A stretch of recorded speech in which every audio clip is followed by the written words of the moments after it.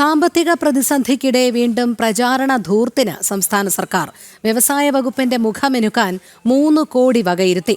ആദ്യ ഗഡുവായി 60 ലക്ഷം രൂപ കെബിപ്പിന് കൈമാറി.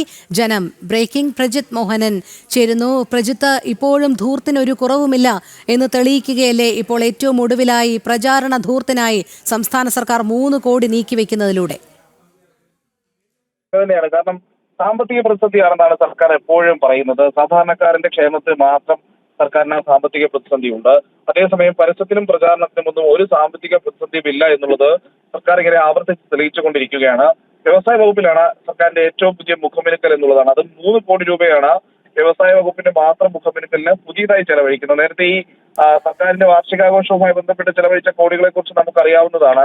അതോടൊപ്പം സർക്കാരിന്റെ പിണറായി വിജയൻ സർക്കാരിന്റെ കഴിഞ്ഞ കുറച്ചു കാലത്തിനിടെ മുഖ്യമന്ത്രിയുടെയും മന്ത്രിമാരുടെയും മുഖം പതിപ്പിച്ച ഹോർഡിങ്ങുകൾക്കും ഫ്ലെക്സുകൾക്കും ഒക്കെയായി ചെലവഴിച്ച തുകയും വലുതാണ്. അപ്പോൾ അത്രയധികം പണം പരസ്യത്തിനായി ചെലവഴിക്കുന്ന സർക്കാരാണ് വീണ്ടും ഇപ്പോൾ വ്യവസായ വകുപ്പിനായി വീണ്ടും ഒരു 3 കോടി കൂടി ചെലവഴിക്കുന്നത്.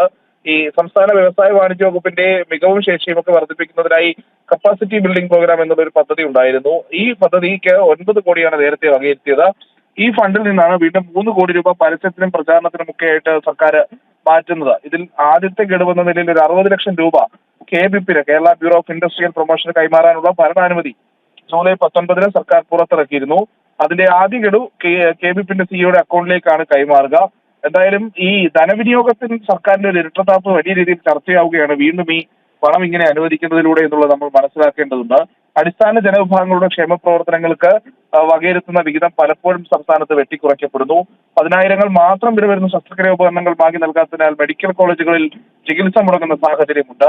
ആരോഗ്യ വിദ്യാഭ്യാസ രംഗത്ത് സംസ്ഥാന വിഹിതം നൽകാത്തതിനാൽ കേന്ദ്ര പദ്ധതികൾ പോലും നടപ്പിലാക്കപ്പെടാത്ത സാഹചര്യം നിലനിൽക്കുന്നു. അപ്പോഴാണ് ഈ മന്ത്രിമാരുടെയും മുഖ്യമന്ത്രിയുടെയും സർക്കാരിന്റെയും ഒക്കെ മുഖം മെനുക്കുന്നതിന് വേണ്ടി ഇങ്ങനെ തുടർച്ചയായി കോടികൾ ചെലവഴിക്കുന്നതും.